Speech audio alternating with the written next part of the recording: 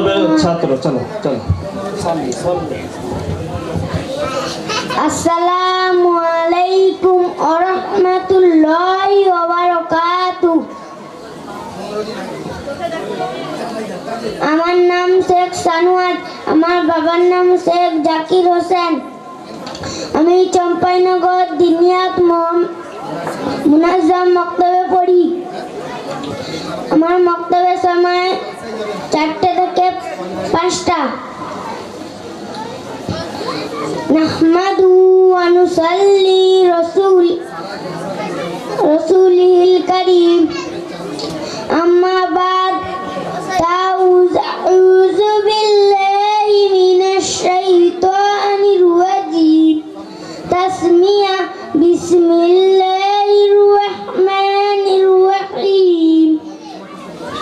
সম্মানিত সুধী, আল্লাহ তাআলা সকল মানুষের সফলতা দিনের মধ্যে রেখেছেন। আর দিন আল্লাহর নির্দেশ ও নবী করিম সাল্লাল্লাহু আলাইহি ওয়াসাল্লামের আদর্শের উপর চলার নাম। যদি আমরা দিনের উপর আমল করি তবে আল্লাহ তাআলা আমাদের প্রতি সন্তুষ্ট হবেন। দিনের মধ্যে আমাদের জন্য ভালো ভালো কথা বলা হয়েছে।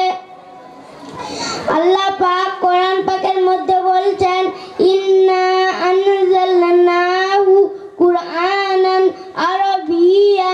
নিশ্চয় আমি আমার কোরআনকে আরবি ভাষায় অবতীর্ণ করেছি।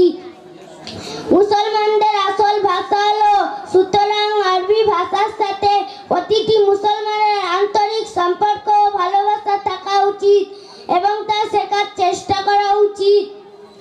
কেননা তা ইসলামের ভাষা, কোরআনের ভাষা, আমাদের নবী করিম সাল্লাল্লাহু আলাইহি ওয়াসাল্লামের ভাষা এবং জান্নাতীদের ভাষা।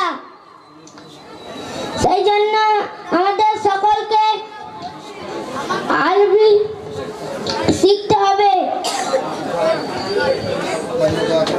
আমাদের জন্য দোয়া করবেন। আসসালামু আলাইকুম ওয়া রাহমাতুল্লাহি ওয়া বারাকাতুহু।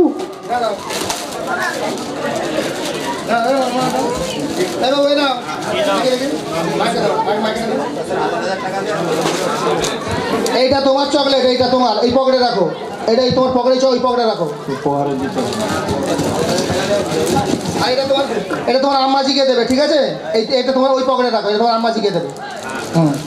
তোমার আম্মাজি মক্তবে ঠিক পাঠিয়ে দিয়ে সময় সময় পাঠিয়ে দিয়ে বুঝলাম তুলে নিচ্ছি। দেখো আব্বুজি নয়, আব্বুজি দেওয়া হবে না। আব্বুজিকে এলো একটা দেবে, আব্বুজিকে। সব থেকে মক্তবে মহিলাদের অবদান, মায়েদের অবদান। এই জন্য মাদেরকে আমরা প্রাধান্য দিই, তাদের পুরস্কার রাখা হয়। আগামীতে ইনশাল্লাহ আরও সুন্দরভাবে এটা প্রেজেন্টেশন করা হবে। মক্তবে পড়ানোর জন্য সব থেকে মা তার সঠিক টাইমে লক্ষ্য রাখা, সঠিক টাইমে আসা। আব্বারা বিজনেসে চলে যায়, চাষে চলে যায়, তা আপনার চাকরিতে চলে যায়।